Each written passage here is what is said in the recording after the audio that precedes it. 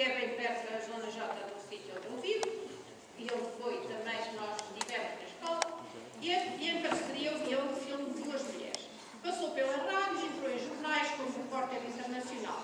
Como repórter cobriu acontecimentos vários, cerca de Sarajevo e de Mostar, guerra na Bósnia e as primeiras eleições livres da África do Sul, como vê, numas situações de alta categoria.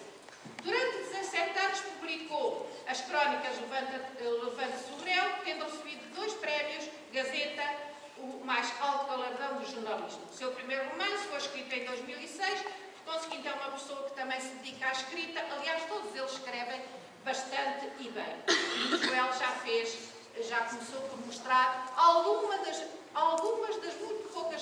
muitas coisas que estes senhores já escreveram. Eu não me vou alongar mais, até porque temos um determinado tempo marcado, por isso foi só assim um cheirinho e o próprio falará de si e daquilo que todos vós quiserem saber. Quanto ao António, licenciado em Design de Comunicação pela Escola Superior de Belas Artes de Lisboa, mestre em Design para Teatro pela School of Fine Arts do Reino Unido, trabalhou como professor no Instituto Nacional de Engenharia e Tecnologia Industrial e na Escola Técnica de Imagem e Comunicação em Lisboa. É ilustrador, autor de banda desenhada, caricaturista, cenógrafo, designer gráfico e docente, claro. Desde novo projetou o seu talento, o desenho foi sendo apresentado por exemplos em jornais, em pequenas histórias de BD. Em 1989 realizou uma história em BD sobre Lisboa, a convite da Câmara de Milão. Publicou histórias em BD no Semanário 7 pelos anos 80.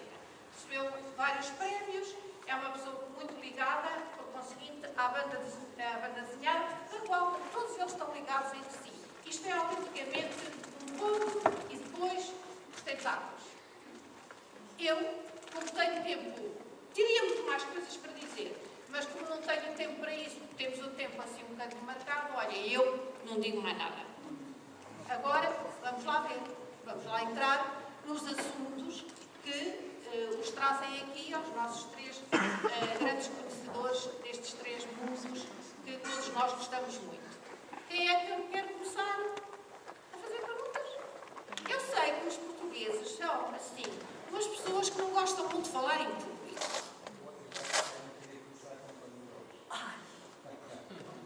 Mas, pronto. Oh, Ana.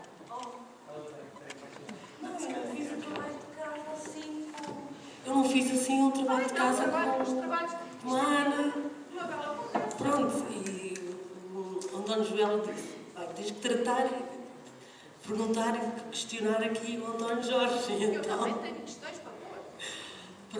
Pronto, deste trabalho do Filipe Sims, da Arte Suprema, isto tudo nasce muito de uma intenção do ateliê, ou vem já por encomenda, ou é algo pensado? Como é que é este processo de criação e depois da apresentação? Olá, boa tarde. Os livros são uma coisa, e eu acho que aqui os 3 que estamos sentados, destes livros que se publicam, livros de ficção, são coisas que surgem por necessidade, surgem porque há coisas há histórias que nos vêm à cabeça, há coisas que temos necessidade de contar. Acho que qualquer um de vocês aqui devem ter essa sensação. No meu caso do desenho, tenho a dizer que desde pequeno que sempre tive esta sensação que com o desenho conseguia contar coisas que não conseguia contar de outras maneiras, não é? E daí fazer os desenhos e não contá-los de uma outra forma. Ou seja, às vezes há desenhos que se fazem que não se explicam, há personagens, há ambientes, há sentimentos, há emoções, que são coisas que a gente nem percebe muito bem até ao momento em que o lápis ou a caneta vai para o papel e a gente desenha. Depois, uma boa parte dessa minha obra, que são os livros publicados, tem-me reunido a outras pessoas. O caso do Nuno Artur, um dos primeiros, se não o primeiro parceiro de publicação profissional, eu conheci o Nuno nos anos 80 e ficou claro que nós havíamos de fazer muitas coisas e falávamos muito, tivemos ideias para várias coisas antes de concretizar este herói, e depois um dia apareceu essa possibilidade e é um trabalho que é muito a quatro mãos, não é? Da mesma maneira como vocês podem imaginar que é o trabalho de um pianista que tem uma mão esquerda e uma mão direita, e a mão esquerda e a mão direita não tocam exatamente a mesma coisa, mas as duas criam um conjunto que é coeso e que faz sentido. É muito assim o meu trabalho com eu ou com outros escritores com que eu tenho trabalhado na banda desenhada, em que, apesar de teoricamente a divisão ser um escrever a história e o outro desenhar, na verdade as coisas misturam-se um bocado mais do que isso. Tanto em quem escreve à procura de encontrar uma estratégia para contar a sua história por imagens, como para quem desenha para tentar encontrar um sentido e uma narração para aquilo que desenha.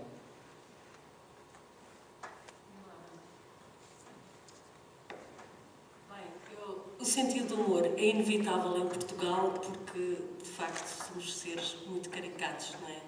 Eu gostaria que falassem, especialmente os nossos políticos, quer dizer, mesmo que não tenhamos grande sentido de humor, apetece sempre.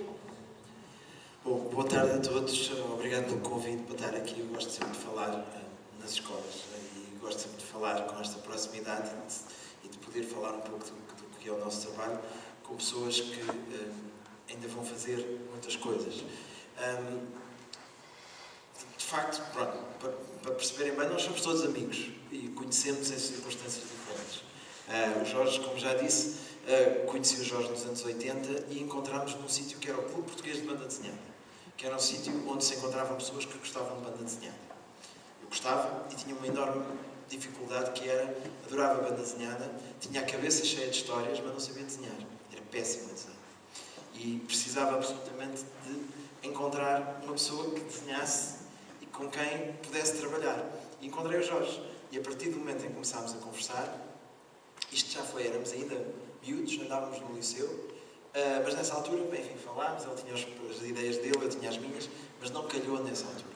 Encontrámos uns anos mais à frente e o Jorge tinha uma proposta de um jornal, eu já lá vou à parte do humor, mas o Jorge tinha uma proposta de um jornal que era para fazer uma banda desenhada. E foi aí que ele disse, não queres inventar a história? E lembrámos de inventar um herói que vivesse em Lisboa. E a forte possibilidade da banda desenhada é esta, é que nós podemos imaginar Lisboa, por exemplo, em vez de irmos à Baixa, e a Baixa ser um sítio com ruas e carros, podemos imaginar, imaginem se a Baixa era um sítio onde andava gondolas, como em Veneza. E a vantagem da banda desenhada é que, ao contrário, por exemplo, do cinema com atores em que era preciso muito dinheiro para transformar Lisboa numa espécie de Veneza, em banda desenhada, desde que haja um desenhador com talento, podemos fazer isso. Então, e se imaginássemos que o nosso herói voava numa bicicleta voadora? A banda desenhada permitia-nos desenhar isso. E, portanto, essa possibilidade da banda desenhada foi aquilo que me fascinou. Então, eu encontrei no Jorge um parceiro ótimo para, em conjunto, imaginarmos estas histórias de Lisboa. Bom, com o Rui, conhecemos na faculdade, e uma das coisas que eu sempre gostava de fazer, eu sempre gostei de coisas do humor.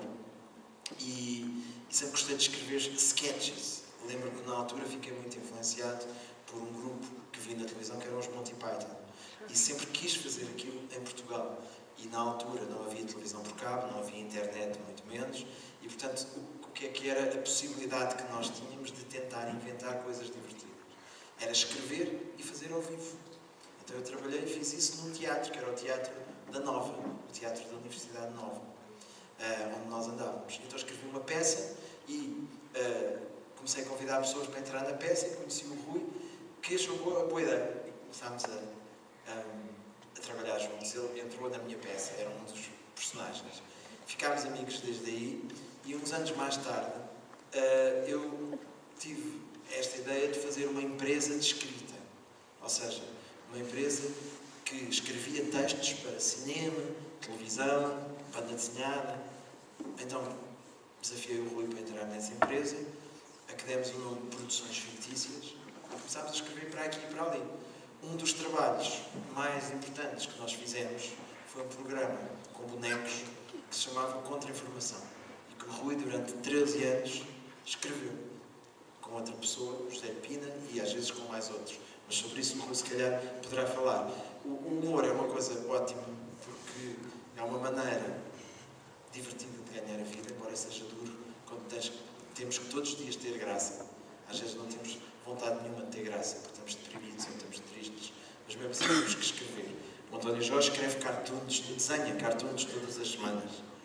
Escreve e desenha cartoons todas as semanas.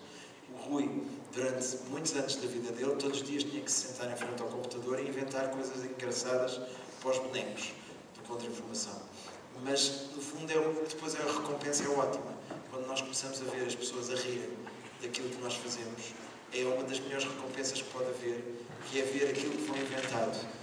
Às vezes ali no segredo do nosso computador, ali com 2 ou 3 pessoas à volta de um computador, ver depois isso feito na televisão e ver milhares de pessoas a rirem com isso, é uma ótima recompensa.